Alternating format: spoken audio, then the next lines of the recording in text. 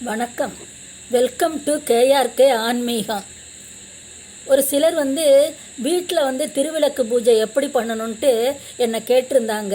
அப்படி கேட்டவங்களுக்கு முதல்ல என் நன்றியை நான் தெரிவிச்சுக்கிறேன்.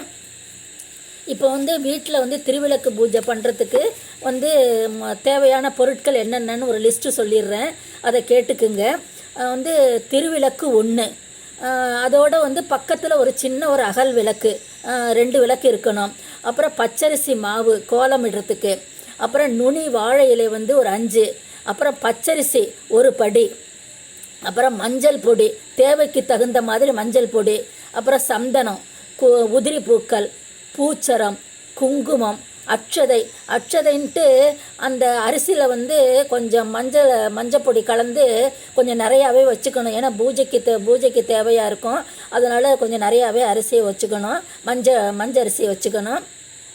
எண்ணெய், அப்புறம் திரி 9 திரி, ஊதுபத்தி, சாம்பிராணி, கற்பூரம், தீப்பெட்டி 1 புதுசாக இருக்கணும் ஒரு தீப்பெட்டி, அப்புறம் கொஞ்சம் அருகம்புல், அப்புறம் வெத்தலை 1 கவளி, பாக்கு, வாழைப்பழம் 2 டஜனு, மஞ்சள் கிழங்கு ஒரு 10, தேங்காய் ஒரு 5.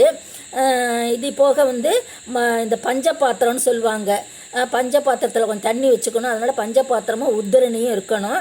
அப்புறம் பூஜை மணி, இல்லைன்னா பூஜை மணி, அப்புறம் தூபக்கால், அப்புறம் தீர்த்த பாத்திரம்னு தீர்த்தம் விடுறதுக்காக ஒரு பாத்திரம், கொஞ்சம் கொஞ்சமாக தீர்த்தம் விடணும் இப்போ பூஜை பண்ணுறப்ப. அதுக்காக தீர்த்த பாத்திரம் 1, தாம்பாலம், உட்கார்றதுக்கு ஒரு சிறிய விரிப்பு, இல்லைன்னா படாக்கட்டை இருந்துச்சுன்னா அதுவும் வச்சுக்கலாம். இதெல்லாம் ரெடி பண்ணி வச்சுட்டு அதுக்கப்புறம் பூஜை முடிஞ்சதுக்கப்புறம் நம்ம இந்த ஏதாவது இதை நெய்வேத்தியம் பண்ணணும் இல்லையா? அந்த நெய்வேத்தியத்துக்கு பழம் இருக்கணும், பால் இருக்கணும், வெல்லம் இருக்கணும், கற்கண்டு இருக்கணும். அன்றைக்கி சக்கரை பொங்கல் பண்ணியிருக்கணும். நிறைய பேர் வரவங்களுக்கெல்லாம் கொஞ்சம் கொஞ்சம் கொடுக்கணும். அதனால் சக்கரை பொங்கல் கொஞ்சம் நிறையாவே பண்ணணும். அது போக சுண்டலும் பண்ணலாம். இந்த கொண்டக்கடலை சுண்டலும் பண்ணலாம். இதெல்லாம் எல்லாமே ரெடி பண்ணி வச்சுக்கணும்.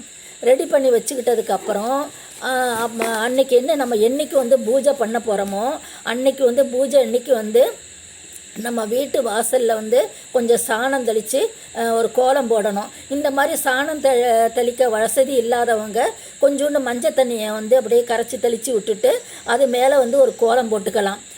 கோலம் போட்டுட்டு இதெல்லாம் ரெடி பண்ணி வச்சுக்கிட்டதுக்கப்புறம் பூஜைக்கான தேவையான சாமான்களை ரெடி பண்ணி வச்சுக்கிட்டதுக்கப்புறம் திருவிளக்கை ரெடி பண்ணணும். திருவிளக்கை எப்படி பண்ணணுன்னா, திருவிளக்கை எடுத்து அந்த உச்சியில் ஒரு பொட்டு, அதுக்கு கீழே 3 பொட்டு, அதுக்கும் அடிப்பகுதியில் 2 பொட்டு, அதுக்கும் கீழே 2, மொத்தம் 8 இடங்களில் குத்து விளக்கில் பொட்டு வைக்கணும். அப்புறம் இந்த குத்து விளக்கோட நடுப்பகுதி இருக்குது இல்லையா?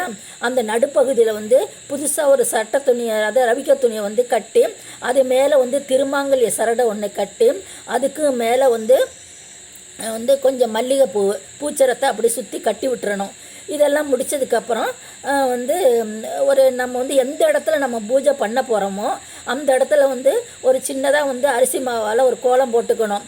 அதை தாமரைப்பூ மாதிரி இருக்கிற கோலம், அந்த பத்ம கோலம் சொல்லுவாங்க, அந்த மாதிரி ஒரு கோலம் 1 போட்டுக்கிட்டு அப்புறம் அந்த கோலம் போட்ட இடத்துல அந்த வெத்தலை வாழை இலையை வைக்கணும். வாழை இலையை வச்சுட்டு அது மேலே கொஞ்சம் அரிசியை பரப்பணும். அதாவது ஒரு படிக்கட்டு அரிசியை பரப்பினா தான் அந்த குத்து விளக்கு அந்த பக்கம் இந்த பக்கம் சாயாமல் ஸ்ட்ராங்காக நிற்கும். அதனால் அரிசியை பரப்புகிற அரிசியை மேடு பள்ளம் இல்லாமல் சமமாக பரப்பி நம்ம அந்த அலங்காரம் பண்ணி வச்சுருக்கிற அந்த குத்து விளக்கு எடுத்து அதில் வச்சுட்டு அதுக்கப்புறம் எண்ணெயை விட்டு அப்புறம் திரியெல்லாம் போட்டு அதுக்கு சுற்றி குங்குமம் பட்டெல்லாம் வச்சு ரெடி பண்ணி வச்சுக்கணும். அந்த இலையை எப்படி, அதாவது இந்த குத்து விளக்கை எப்படி வைக்கணும்னா, இந்த விளக்கை வாழை இலையின் மீது வைக்கும்போது இலையின் இந்த முனைப்பகுதி இருக்குது இல்லையா?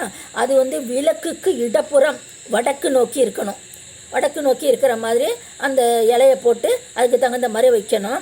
அதுக்கப்புறம் இந்த பக்கத்துலேயே சின்ன குட்டி ஒரு இலையை போட்டு அது மேலே கொஞ்சம் அருகம்புல்லை வைக்கணும். மெத்த மாதிரி பரப்பி வச்சு அது மேலே ஒரு வெத்தலையை வச்சுட்டு அப்புறம் கெட்டியாக வந்து மஞ்சள் பொடியை வந்து தண்ணியில் அப்படி இது பண்ணி அப்படியே ஒரு மஞ்சள் பிள்ளையார் மாதிரி கையில் அப்படி பிடிச்சி ஒரு மஞ்சள் பிள்ளையாரை வச்சுட்டு அவருக்கு சந்தனம் குங்குமம் எல்லாம் பொட்டெல்லாம் வச்சு முடித்ததுக்கப்புறம் அதுக்கு பக்கத்துலேயே சின்ன ஒரு அகல் விளக்கை ஏற்றி வைக்கணும். அந்த அகல் விளக்கை ஏற்றி வச்சுட்டு அதுக்கும் பக்கத்துலேயே வந்து வெத்தலை, 2 வாழைப்பழம், தேங்காய், அப்புறம் கற்பூரம், சூடம், பத்தி, சாம்பிராணி, அப்புறம் இந்த மஞ்சள் அட்சதை கொஞ்சம், இதெல்லாம் ரெடி பண்ணி பக்கத்தில் கொஞ்சம் உதிரி பூக்கள் இதெல்லாம் ரெடி பண்ணி அப்படியே வச்சுக்கணும். இதெல்லாம் ரெடி பண்ணி வச்சுட்டதுக்கப்புறம் வந்து முதல்ல மஞ்சள் பிள்ளையாருக்கு ஒரு பூஜையை பண்ணிட்டு தான் அப்புறம் விளக்கு ஏற்றி அப்புறம் திருவிளக்கு போற்றி படிச்சுட்டு அதுக்கப்புறம் தான் நம்ம வந்து இது மகாலட்சுமி அஷ்டகம் படிக்கணும். இதை வந்து அடுத்த பதிவில் நான் சொல்கிறேன். நன்றி, வணக்கம்.